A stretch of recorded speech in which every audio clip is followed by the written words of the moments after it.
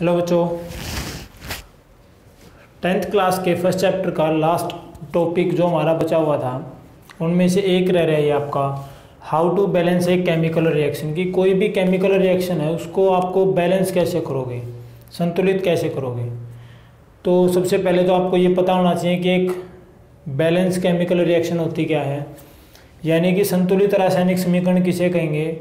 एक वो chemical reaction जिसके अंदर जितने एटम्स आपके लेफ्ट हैंड साइड में हैं उतने ही एटम्स होने चाहिए आपके राइट हैंड साइड में। यानी अगर लेफ्ट हैंड साइड में सोडियम के 5 एटम हैं तो राइट हैंड साइड में भी सोडियम के 5 ही एटम होने चाहिए। तो जितने भी एटम्स आपके रिएक्टेंट के अंदर होंगे उतने ही एटम्स अगर प्रोडक्ट के अंदर हैं तो वो जो केमिकल रिएक्शन होगी वो कहलाएगी आपकी बैलेंस केमिकल रिएक्शन। किसी भी केमिकल रिएक्शन को बैलेंस करने के लिए कुछ 3 से 4 स्टेप हैं जिनको हम फॉलो करेंगे धीरे धीरे से। एक एग्जांपल ले लेते हैं, उस एग्जांपल के साथ साथ आपको रूल्स भी याद होते जाएंगे और तरीका भी समझते जाना। सबसे पहला क्या है कि आपको एक केमिकल रिएक्शन दे रखी है Al2SO4 होल थ्राइस, यानी कि aluminium sulphate plus barium chloride. क्या बन रहा है आपका प्रोडक्ट, क्या आ रहा है, barium sulphate plus aluminium chloride. ये केमिकल रिएक्शन दे रखी है और आपको ये बताना है कि ये केमिकल रिएक्शन है या नहीं है, और अगर नहीं है तो इसको बैलेंस करना है। तो किसी भी केमिकल रिएक्शन को अगर आपको ये चेक करना है कि वो बैलेंस केमिकल रिएक्शन है या नहीं है, सबसे पहले जितने भी एटम्स हैं वो चेक कर लो। आपकी इस रिएक्टेंट के अंदर जितने भी एटम्स आ रहे हैं, हर एक एलिमेंट के हर एक फार्मूले में कितने एटम हैं वो, और प्रोडक्ट के अंदर कितने हैं, दोनों के अगर संख्या बराबर तो है तो वो ऑलरेडी बैलेंस है, अगर नहीं है तो हमें बैलेंस करनी पड़ेगी। एक बार देख लेते हैं। एल्यूमिनियम देखो कितने हैं, यहाँ पे एल्यूमिनियम कितने हैं, 2। ये रिएक्टेंट हो गया आपका, ये प्रोडक्ट हो गया। यहाँ एल्यूमिनियम कितना है भाई, 1, बैलेंस नहीं है। सल्फर यहाँ कितने हैं, एस के साथ कितना लगा हुआ है, 3। सल्फर यहाँ 3 है, यहाँ सल्फर कितना है, 1। ऑक्सीजन यहाँ कितने, 4 तो अंदर पड़े, बाहर 3 मल्टीप्लाई हो रहा है, 4 3 12। याद रखना ये मल्टीप्लाई में, यहाँ 12 है, यहाँ ऑक्सीजन कितने, 4। इन चीज़ों को देख के ही पता लग रहा है। उसके बाद बेरियम को ले लीजिए, यहाँ 1 है, यहाँ भी 1 है, ये तो ऑलरेडी बैलेंस है। क्लोरीन को ले लीजिए, यहाँ क्लोरीन 2 है, यहाँ क्लोरीन 3 है। तो क्या जितने एल्यूमिनियम रिएक्टेंट के अंदर हैं उतने ही प्रोडक्ट के अंदर है, नहीं है, बराबर नहीं है, केवल इस एक को छोड़ के बाकी कोई भी बैलेंस नहीं है। तो इसके लिए अब हमें बैलेंस करना पड़ेगा, अकेले से इससे काम नहीं चलेगा। हमें जितने एल्यूमिनियम यहाँ रिएक्टेंट में पड़े हैं उतने ही प्रोडक्ट में भी करने हैं, ठीक है। तो अब उसके लिए क्या करेंगे भाई, क्या फार्मूला यूज़ करेंगे। एक छोटा सा रूल है भाई, और उस रूल को फॉलो करते जाना बस, और कुछ नहीं करना आपको। सबसे पहला जो काम होगा वो ये रहेगा कि जितने भी आपको ये फार्मूले दे रखे हैं उन फार्मूलों के आगे आपको उन फार्मूलों को ब्रैकेट के अंदर बंद कर दो, एक बॉक्स के अंदर बंद कर देना है आपको, ठीक है। बॉक्स के अंदर बंद करने का मतलब क्या है, ये आपका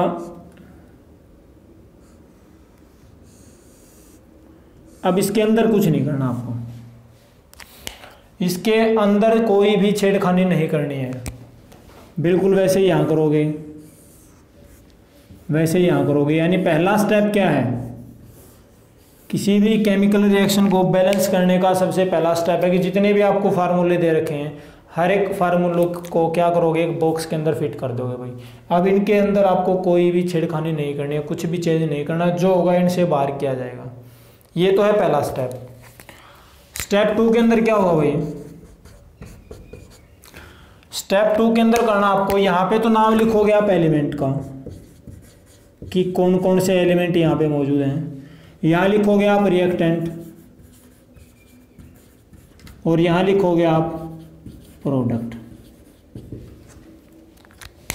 यानी कि स्टेप 2 में क्या करना है, कौन कौन से एलिमेंट इसके अंदर यूज हो रहे हैं वो यहाँ लिखोगे, रिएक्टेंट में उनकी संख्या कितनी है वो लिखोगे, प्रोडक्ट में उनकी संख्या कितनी है वो लिखोगे। एल्यूमिनियम पहला एलिमेंट कौन सा आपका, एल्यूमिनियम। एल्यूमिनियम यहाँ पे कितने हैं, रिएक्टेंट में कितने एल्यूमिनियम, 2। प्रोडक्ट में एल्यूमिनियम कितना है, 1। बस लिखते जाना और कुछ नहीं करना।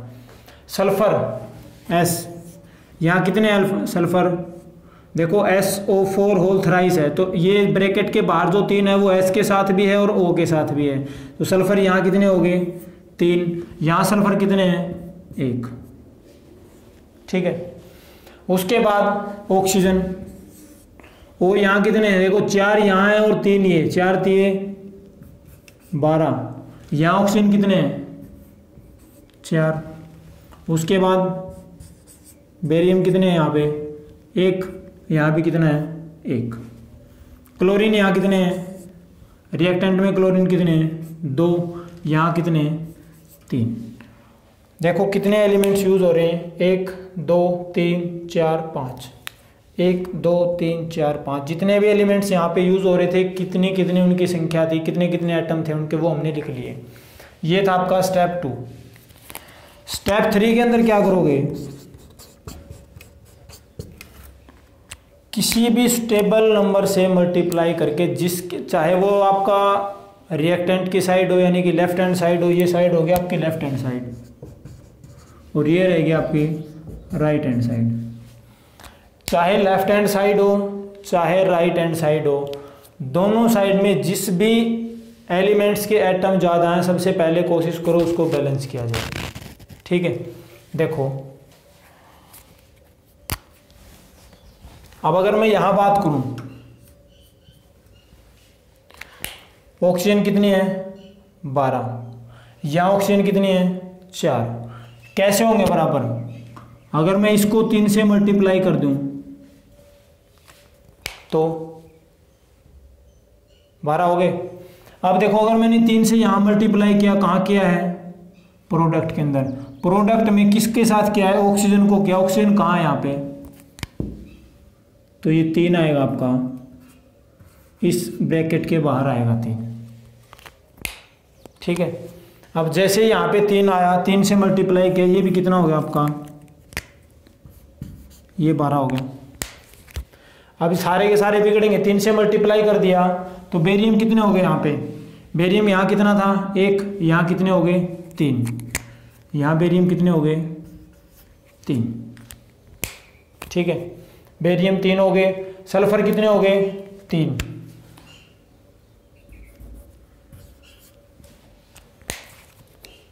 ऑक्सीजन 12 हो गए, 3 की यहाँ मल्टीप्लाई 4 पहले हैं, 3 से मल्टीप्लाई होगी 12, बेरियम 3, सल्फर 3। अब देखो ये 3 बैलेंस हो गए आपके, ये बैलेंस नहीं हो रहा, ये 2 बैलेंस हुए हैं। अब किसको करेंगे बैलेंस, ये बच गया आपका, ये बच गया और ये बच गया। अगर मैं यहाँ बैलेंस करना चाहूँ इसको, अब ज़्यादा कौन से नंबर, ज़्यादा कौन से रह रहे हैं, यही रह रहे हैं ज़्यादा, या इसकी बात करें तो देखो यहाँ 3 है यहाँ 2 है। अगर बैलेंस कब होंगे, जब इसको मैं 2 से करूँ और इसको 3 से करूँ तभी बैलेंस होंगे। इस चीज़ से बच जाना भाई कि 2 से यहाँ कर दिया 3 से यहाँ कर दिया, इससे इसकी बजाय कोई इसको छोड़ के ऐसा एलिमेंट उठा लो जिसको 1 2 3 सीधा मल्टीप्लाई करने से वो बराबर हो रहे हो। अगर मैं बात करूँ यहाँ, अगर मैं इसको 2 से मल्टीप्लाई कर दूँ, यहाँ मैंने इसको 2 से मल्टीप्लाई कर दिया, 2 से मल्टीप्लाई कर दिया तो ये कितने हो गए आपके, एल्यूमिनियम कितने हो जाएंगे 2, यानी 2 से मल्टीप्लाई कहाँ किया, ये एल्यूमिनियम को 2 से मल्टीप्लाई कर दिया, एल्यूमिनियम 2 यहाँ थे 2 यहाँ हो गए। ठीक है, कौन कौन रह गया, देखो ये बैलेंस हो गया, ये बैलेंस हो गया, ये बैलेंस हो गया, कौन बच गए, बेरियम और क्लोरीन बच गए। इनको बैलेंस करना है, कैसे करेंगे बैलेंस, अब ये देखो क्लोरीन पहले 3 थे, अब कितने हो गए 6 हो गए, यहाँ हो गए 6 क्लोरीन। भाई 3 पहले थे, 2 से मल्टीप्लाई कर दिया, 6 क्लोरीन हो गए। यहाँ पे कितने क्लोरीन है 2, यहाँ पे बेरियम कितना है 1, यहाँ कितने 3। अगर मैं यहाँ इसको 3 से मल्टीप्लाई कर दूँ, क्या किया मैंने, बेरियम को 3 से मल्टीप्लाई किया, किसके अंदर किया, रिएक्टेंट के अंदर। रिएक्टेंट कहाँ है, ये 3, भाई 3 से मल्टीप्लाई यही क्या है, तो यहाँ 3 से मल्टीप्लाई करते क्या हो गया,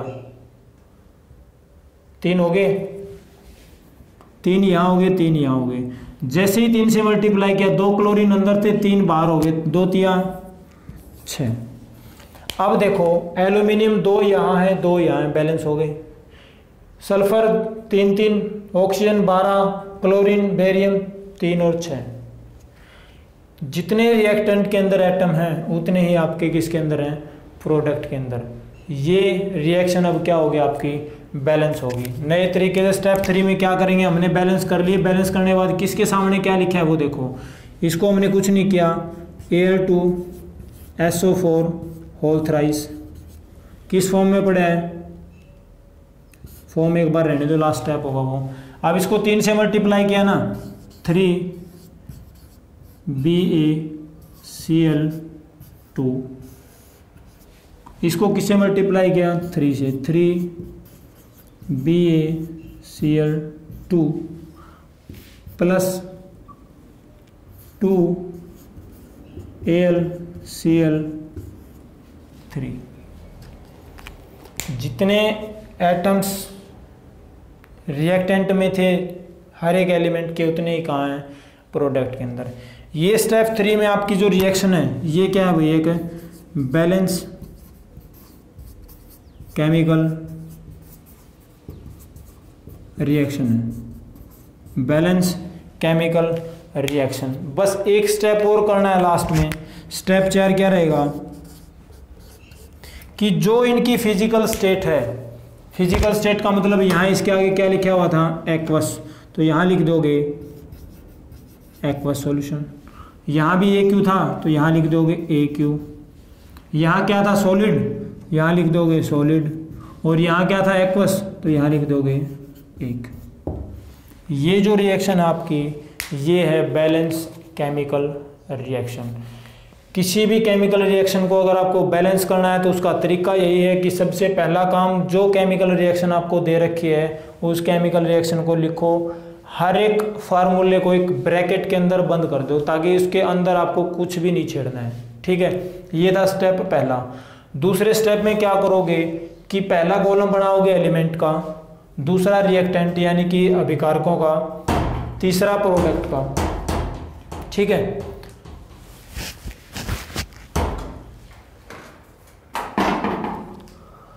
तीनों कॉलम बना के हर एक एलिमेंट्स के कितने कितने एटम हैं नाम लिखोगे, रिएक्टेंट में उसके कितने एटम हैं, प्रोडक्ट में उसके कितने एटम हैं, इनको लिखोगे।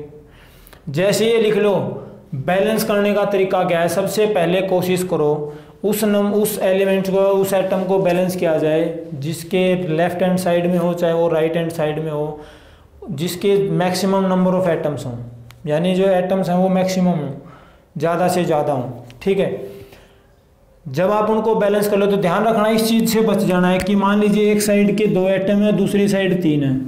अब देखो इसको मैं 2 से बैलेंस, 2 से गुणा करूँ, इसको 3 से करूँ, तब जाके ये बैलेंस होंगे। तो इससे बच जाना, ये आपका सबसे लास्ट हथियार है। इसकी बजाय अगर आपको कोई ये दे रखे है, कोई ऐसा एलिमेंट कि यहाँ इस साइड में 2 हैं, इस साइड में 4 हैं, तो केवल यहाँ आपको 2 से गुणा करके ये दोनों बराबर कर लेने, इस पे मत जाना। ये तभी फॉलो करवाना है, ये तरीका तभी लागू करना है जब आपके सारे रास्ते बंद हो जाएं, ठीक है। इस तरीके से करोगे ज़्यादा लेंथी नहीं जाएगा, हो इस तरीके से भी जाएगा लेकिन थोड़ा सा लेंथी पड़ेगा। तो कोशिश करनी है जिस एलिमेंट्स के एटम ज़्यादा हैं, चाहे वो रिएक्टेंट में हो चाहे प्रोडक्ट में हो, सबसे पहले उसको बैलेंस करने की कोशिश करें। और बैलेंस करते टाइम ये ध्यान ज़रूर रखें कि 1 2 3 4 सीधा मल्टीप्लाई करने से वो बैलेंस हो रहे हैं, ये नहीं कि एक को 3 से करना पड़ रहा है, दूसरे को 4 से करना पड़ रहा है, ठीक है। इस तरीके से बच जाना है। जब आप उनको बैलेंस कर लो तो वो बैलेंस केमिकल इक्वेशन हो जाएगी। उसके बाद लिखनी है उनकी फिजिकल स्टेट, और फिजिकल स्टेट लिखने के बाद 4th स्टेप में जो केमिकल रिएक्शन बनेगी वो बनेगी आपकी बैलेंस केमिकल रिएक्शन, ठीक है। उम्मीद करता हूँ अच्छे से समझ आ गया होगा। इसके बाद जो नेक्स्ट टॉपिक आपका वो है रेंसिडिटी और कोरोजन, ठीक है।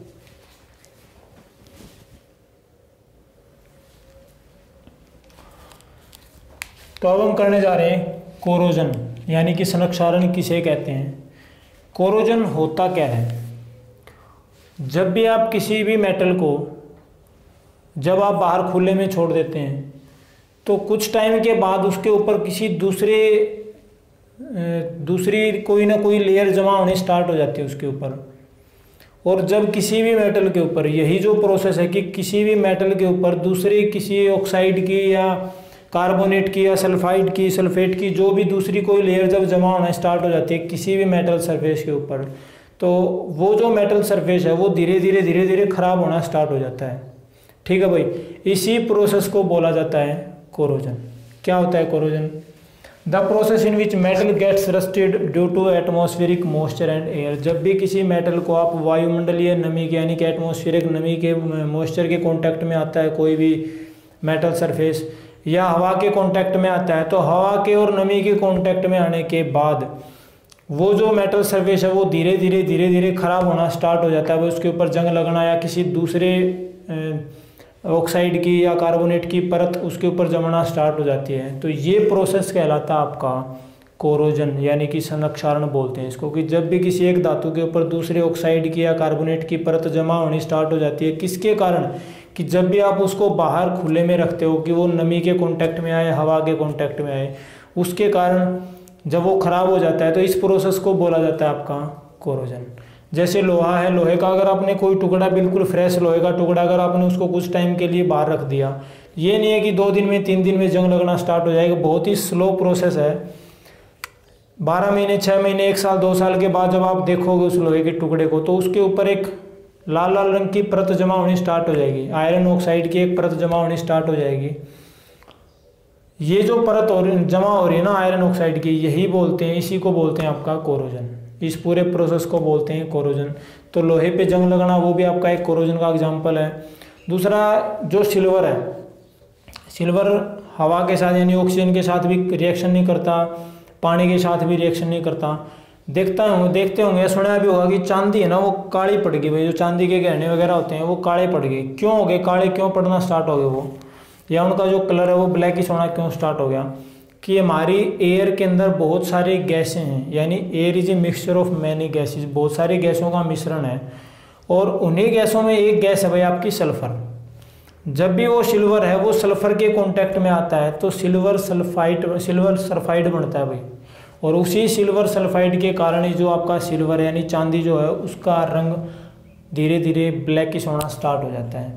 ठीक है, तो जो सिल्वर है वो काला पड़ना स्टार्ट क्यों हो जाता है, उसका रंग काला क्यों होना स्टार्ट हो जाता है?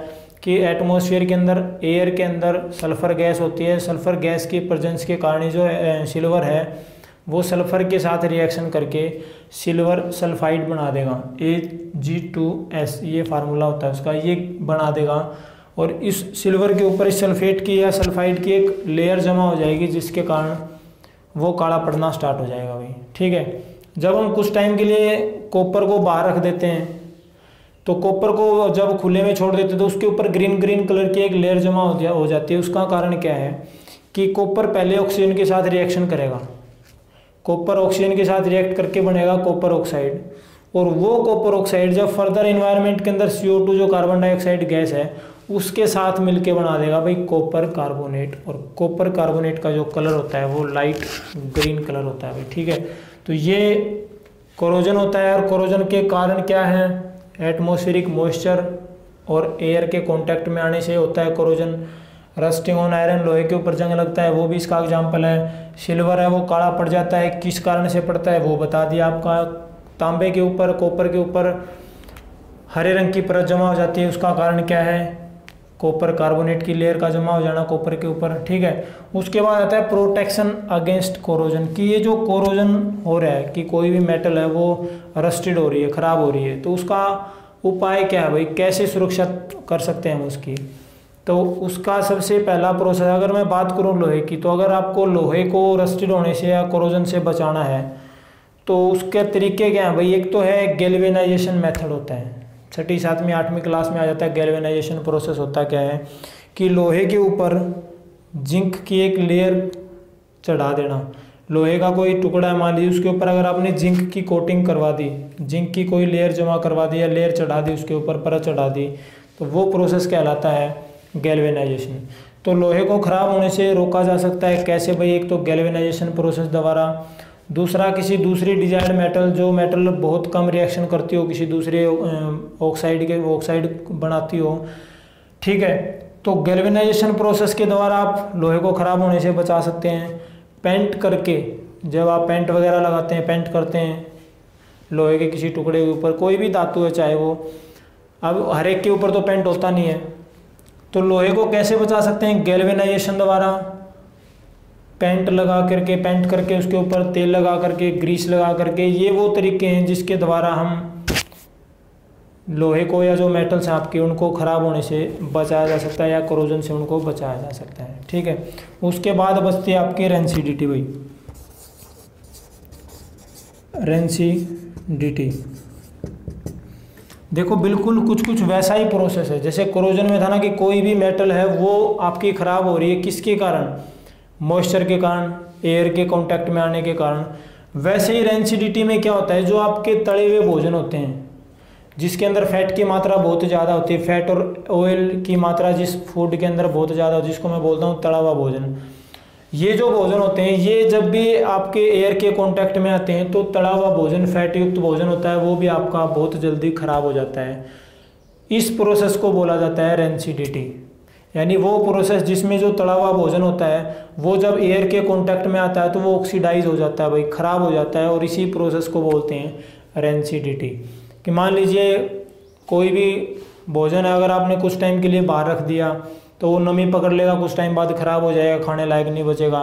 रिजल्ट क्या हो सकते हैं उसके? फूड पॉइजनिंग हो जाएगी अगर हमने खा लिया तो लगभग जो तला हुआ भोजन है वो कुछ टाइम के बाद ख़राब हो जाता है। ख़राब होने का कारण क्या है कि वो एटमॉस्फेरिक मॉइस्चर के कारण, एयर के कांटेक्ट में आने के कारण वो ख़राब हो गया, ऑक्सीडेशन हो गया उसका। जैसे वो ऑक्सीडाइज हुआ, ऑक्सीडाइज होने के कारण क्या होगा, वो उसके अंदर कुछ माइक्रोवेव्स प्रोड्यूस हो गए, जो बैक्टीरिया हैं वो प्रोड्यूस हो गए और वो उस भोजन को क्या कर देंगे भाई? स्पॉइल्ड कर देंगे, ख़राब कर देंगे। ठीक है, तो ये प्रोसेस आपका रेंसिडिटी। रेंसिडिटी होती क्या है ये आपको बता दिया। अब प्रोटेक्शन कैसे करेंगे इसको? जो फूड आपका उसको ऑक्सीडेशन ना हो, उसका ख़राब ना हो, उसे कैसे प्रोटेक्ट करेंगे? 3 से 4 मेथड है उसको प्रोटेक्ट करने के।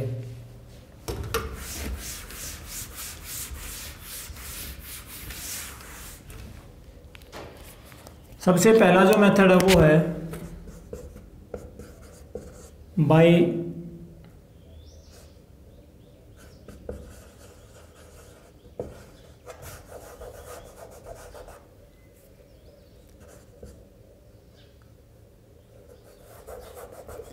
भोजन को फ्रीज में रखना। भाई kept the food in refrigerator, यानी रेंसिडिटी भोजन को ख़राब होने से बचाने के लिए सबसे पहला जो तरीका है, जो कॉमन है, वो क्या है भाई? रेफ्रिजरेटर के अंदर रख दो आप उसको। जैसे ही भोजन को आपने रेफ्रिजरेटर के अंदर रखा तो 2 चीज़ें होती हैं वहाँ। एक तो एयर का जो कांटेक्ट है, एयर का जो कांटेक्ट है वो नहीं होता भाई आपका फूड के साथ, और एयर का जब तक कांटेक्ट नहीं होगा तब तक उसके अंदर बैक्टीरिया पैदा नहीं होंगे। दूसरा, अगर मान लीजिए ठीक है रेफ्रिजरेटर को बार बार खोल रहे हैं, बंद कर रहे हैं, तो हो सकता है कुछ एयर अंदर चली जाए, तो वहाँ रेफ्रिजरेटर के अंदर टेम्परेचर इतना कम होता है कि उस टेम्परेचर के ऊपर कुछ जो भोजन को ख़राब करने वाले बैक्टीरिया होते हैं वो पैदा ही नहीं हो पाते। जब तक भोजन में वो बैक्टीरिया पैदा नहीं होंगे भोजन आपका ख़राब नहीं होगा, और भोजन ख़राब नहीं होगा यानी ऑक्सीडेशन नहीं हुआ भोजन का। तो पहला तरीका क्या है रेंसिडिटी से बचने का? To keep the food in refrigerator. पहला ये होगा कि भोजन को रेफ्रिजरेटर के अंदर रख दो। दूसरा,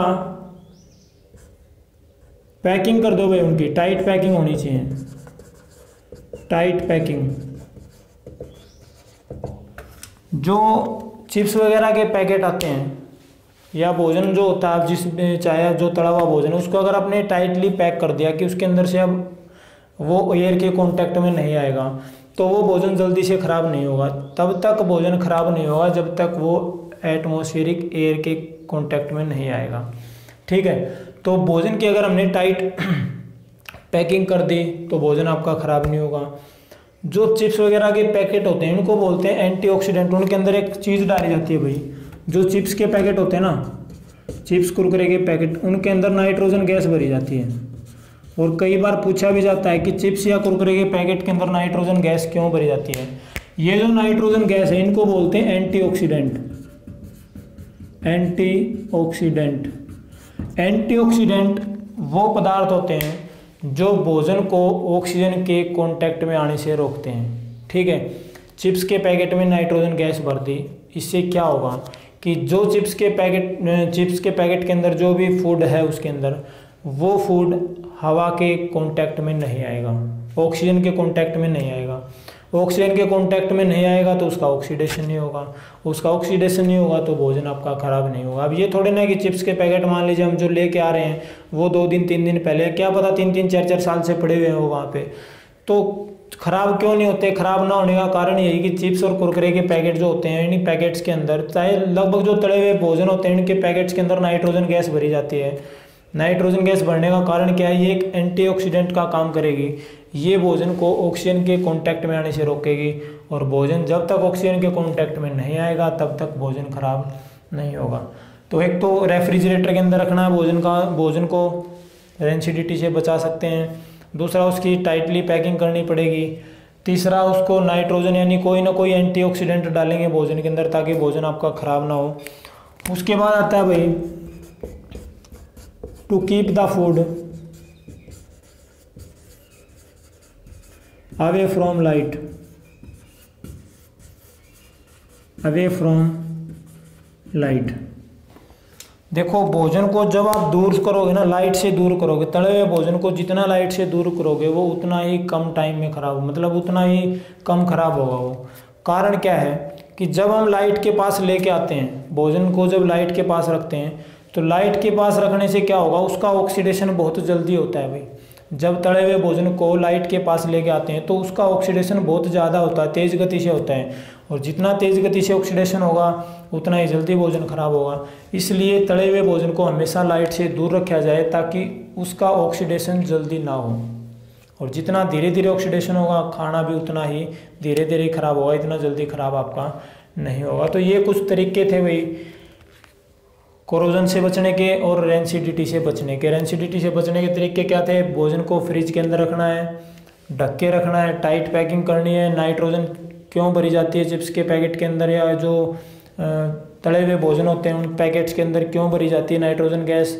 कि वो एंटीऑक्सीडेंट का काम करेगी, ऑक्सीजन के कांटेक्ट में नहीं आने देगी भोजन को।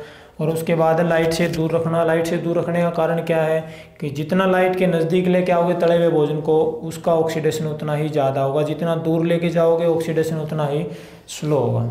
ठीक है, तो ये था आपका chapter first class 10th chemical reaction and equation. उम्मीद करता हूँ कि अच्छे से समझ आया होगा।